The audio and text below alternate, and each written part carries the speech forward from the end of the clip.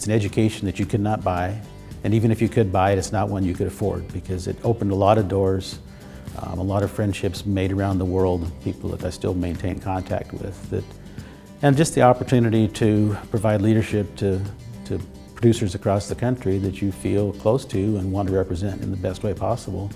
And you're not only making a difference for your fellow farmers, but you're making a difference for your family too.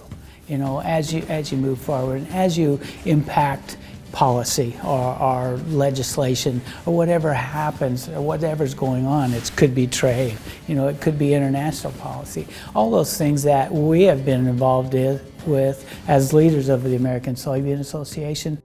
There have been so many that has reached out to me and we've sit down and been able to talk about the issues and learn from one another, and really that's one of the most, that's one thing that I'm most proud of in my service at ASA, is to be able to sit down with a very diverse group of people and be able to have a conversation and talk about those issues. And look, we all make better decisions when we are informed. It opened up a whole new world to me that I never realized. That it developed skills that I didn't know I had, that people outside the realm that I ran in saw that I never saw in myself. So yeah, this has been a growing experience. This has been a wonderful, wonderful journey. It wasn't anything I necessarily aspired to do, it just happened. I became Vice President of Domestic Marketing and Vice President of International Marketing, and then I was going to have the opportunity to be in a running for First Vice President, which automatically puts you in the role of President. It's kind of a humbling but wonderful experience to be elected by your peers to an organization like that. You testify in front of a congressional committee, you sit in a closed room with a powerful politician and an aide, and you say, you know, how did I get here? Well, people elected me, so that's how I got here, you know. It's really humbling to think about the fact that you know, a little soybean farmer from Altona, Illinois can have an impact on things just by getting to know people and people getting to know him or her. There was always a lot going on, right? Through the time with American Soybean Association. One of the things that we did that I really enjoyed was when we were talking about market access in our export markets, and we joined together with our soybean growers from South America, Brazil, Argentina, Paraguay, Uruguay.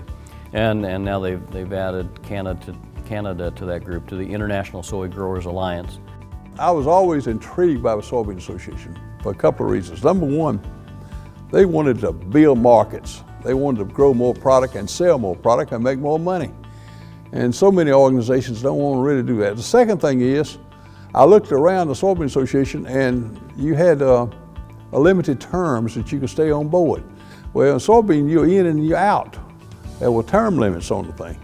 And I think that was just fantastic. When I came on the executive committee, they asked me to be treasurer. And I said, treasurer?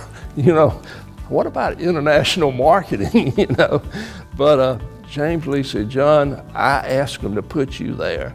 And he said, you're gonna learn more about ASA. It's the old follow the money thing, you know. You're going to learn more about this organization by being in charge of the money than anywhere else you could be. And you know, he was exactly right. And I appreciated his wise thought in putting me there.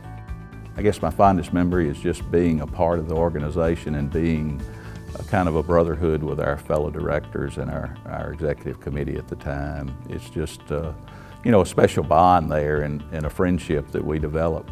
You know, I made a lot of close friends. We worked in the trenches on legislation, and we were in day-to-day, sometimes hour-to-hour contact. And you know, I've got very close friends from North Dakota and Tennessee, Ohio, South Carolina, places that I never would have had friends, and lifelong friends. I think I learned that many hands make light work, you know.